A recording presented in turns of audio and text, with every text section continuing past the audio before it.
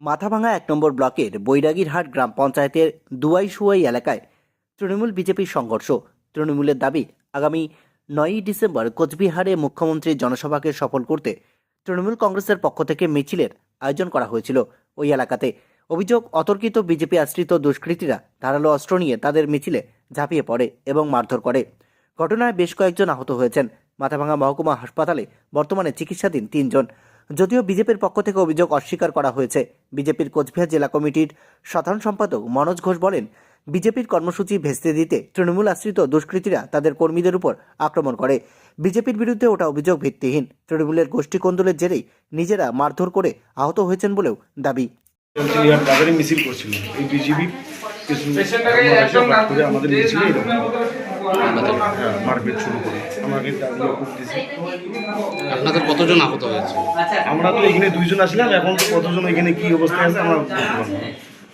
আপনারা জানেন যে আমাদের আজকে রাজ্যের সর্বত্র পরিবর্তন সভা রাজ্যের ঘোষিত কর্মসূচি।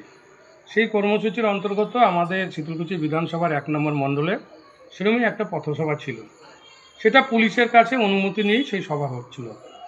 সেখানে তৃণমূল আশ্রিত গুন্ডারা সেই পথসভা ভণ্ডুল করার জন্য তারা সেখানে জমাত হয়ে আক্রমণ করে এবং তারা আক্রমণ করছে এবং আর আমাদের উপরে হচ্ছে তারা অপবাদ দিচ্ছে নাকি আমরাই তাদের উপর হামলা করেছি।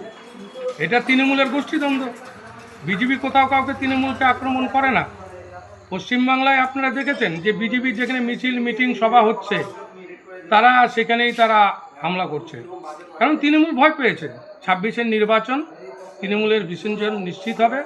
তাই বিজেপির মিছিল মিটিং সভা যেখানে হচ্ছে তারা বাধা দেওয়ার চেষ্টা করছে। এইভাবে বাধা দিয়ে বিজেপির সভা পথসভার থেকে শুরু করে কোনো কিছু বন্ধ করতে পারবে না।